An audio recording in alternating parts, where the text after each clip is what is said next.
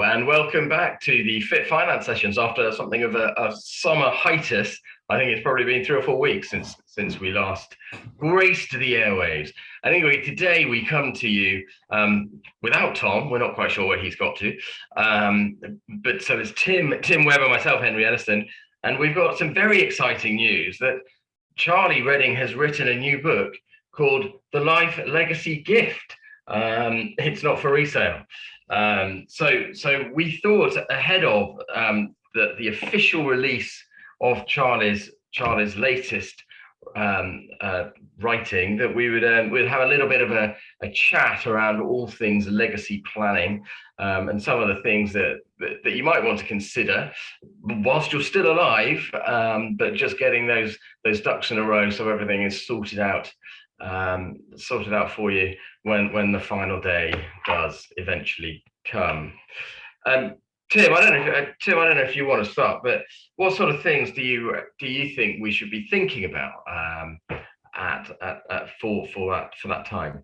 Yeah, sure. So I think first things first, and most importantly, is about maximising what legacy you're actually going to be able to give in the first place. If you've got a large estate and there's going to be a lot of tax to pay on death, then this idea of legacy planning is going to be far less of a problem if there's less to give, there's less to be considered, there's less to be giving down. So clearly I'm talking about inheritance tax here and essentially all things that we can be doing to be minimising that. Now, rather than going down the rabbit hole on that tangent, which we've done in many different episodes before, just sort of a general commentary on it to have a look at it, to reduce it. There's various different ways in which you can do it. And actually, as a tax, I always say this to clients, as a tax, it's relatively not easy, but it's one which has, I would argue, one of the most options available to people to mitigate it. There's various different ways in which you can do it. But clearly it depends on what your estate is comprised of and various things, what you've gifted in the past and so on. So I think first things first is just making sure that what you aim to give as a legacy is in the best shape as it can be. Yeah, no, I think that's absolutely right, isn't it? So I suppose accumulating as much as you can and then protecting as much as you can from the tax man when the day comes. Ever feared second bite of the cherry, as it's often called, isn't it? Well, that's it.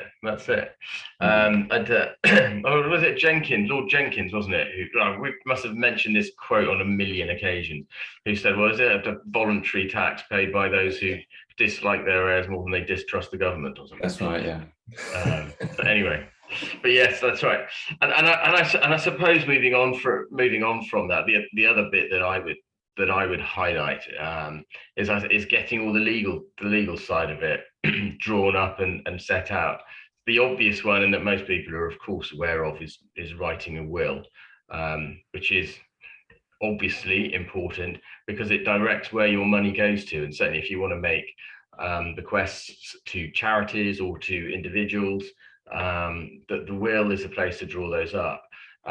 Otherwise, and if you haven't got a will in place, it's the government will decide who gets your money, which invariably it goes to your spouse and then to your children and so on and so forth. But certainly for making those other donations, it's vitally important. The other things that I suppose you might consider too, and I think are pretty important, the lasting power of attorney, which I suppose comes before death, which is just a document that says how you want your money to be run and how you want your care to be attended to if you're not in a position to make those decisions, because, well, one, you might be out of the country, which might be a money thing, but more importantly, if your head's not working properly and you don't know how to make those decisions. And then I suppose, just to tie it off neatly and to come back around into the inheritance tax planning that you were talking about, Tim, is to review any trusts that you set up, or to consider whether or not you should be setting trusts up. Trusts simply being, they all sound very complicated, but ultimately they are just a place to deposit an asset. It doesn't need to be money. I've heard of model train sets being deposited in trust, but property or whatever it might be, so that it's protected for the next generation and it can be looked after by the trustees.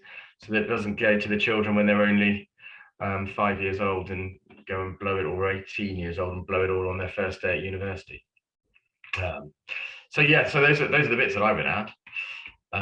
So there we are. There we've done it, Tim. I reckon in 5 minutes we've smashed what Charlie in the Life Legacy Gift has described in 140 pages. Amazing. Do you have anything to add? I don't know. I think, as you say, it's a very brief synopsis of legacy planning, full stop. Absolutely right. Yeah. Anyway, thanks very much for joining us this week. We hope very much to have Mr. Senegals with us next week. But until then, goodbye.